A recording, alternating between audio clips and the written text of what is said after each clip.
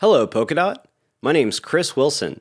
In this tutorial, we will learn how to search historical blocks for specific transactions using the DataHub Transaction Search API.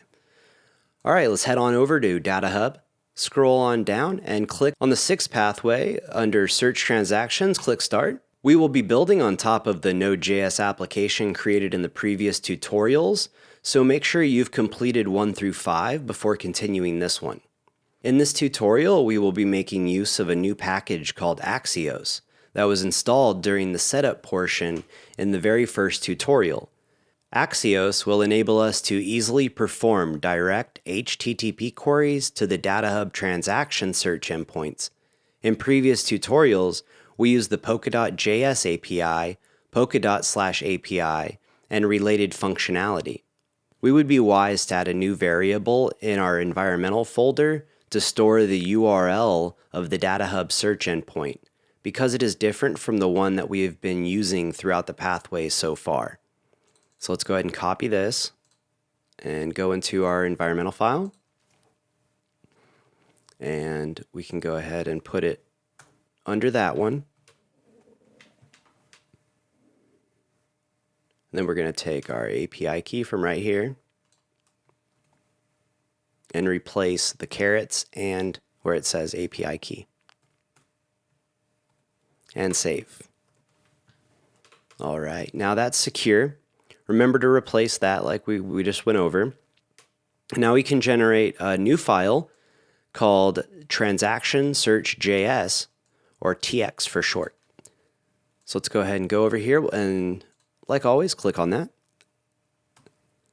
tx_search.js and enter. Let's grab the code for that file. Go ahead and drop it in here and hit save. Now we're going to be putting more code inside this file. The headers object must be passed to axios.create with a valid content type. Without this, the search endpoint will not process the request properly. The base URL property is specifying our endpoint from the environmental file, and because it includes our API key, there is no need to pass an authentication header.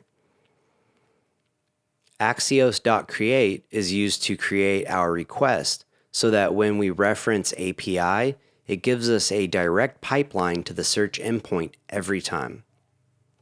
Get the last 5 transactions on Polkadot Mainnet. Placing the following code below the commented line 1, get the last 5 transactions on Polkadot Mainnet. With that code, we'll add it right here. Go ahead and save the file.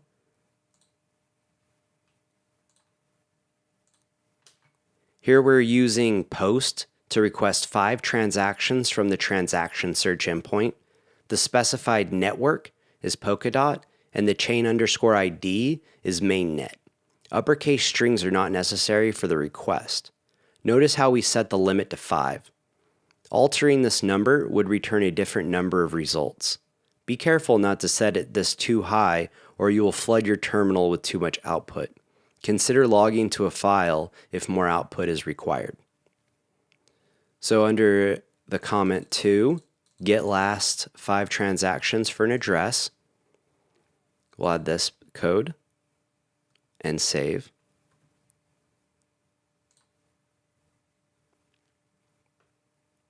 Here, we're using post to request 5 recent transactions and specifying an account from our environmental file. The only difference from the previous request is the account property, for which we specified an address using the one stored in environmental file. This value could be dynamic or hard-coded depending on what is required. Now we can add the following code to the third commented line, get all staking transactions for my address.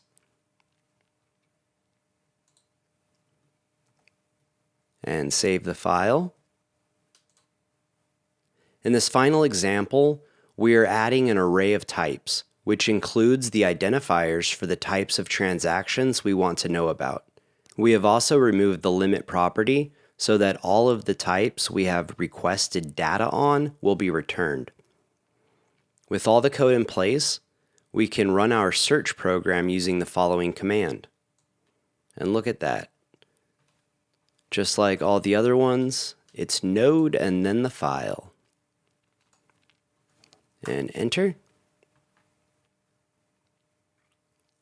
Woohoo! Look at that. Oh, beautiful. Gotta love it when it works.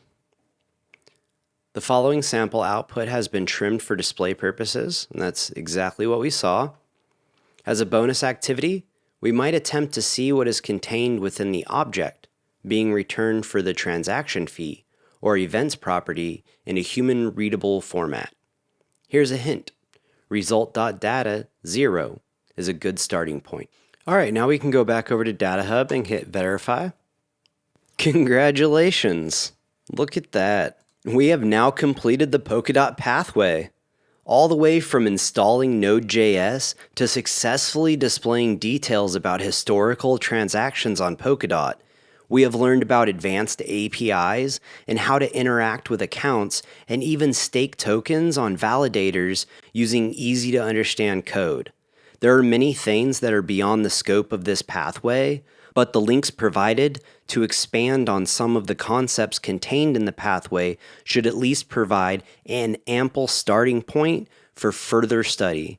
Consider refining and playing with the code from the pathway to see what can be built out of these foundational blocks of Polkadot. There will be Polkadot cookbook sections added to the forms after release, which will contain the best examples of how members of the community have implemented the knowledge gained by completing this pathway. To get the most out of the collaborative experience at Learn, join the community forum. Also, join us on Discord to stay up to date with the latest information and educational resources dealing with Web3 technologies across a wide range of protocols. Now, it is up to us to use this knowledge to take back the internet. Together. As always, if you had any difficulties following this tutorial or simply want to discuss Polkadot or DataHub tech, you can join our community forums and our Discord in the link down below. I look forward to seeing you there, and until next time, happy coding.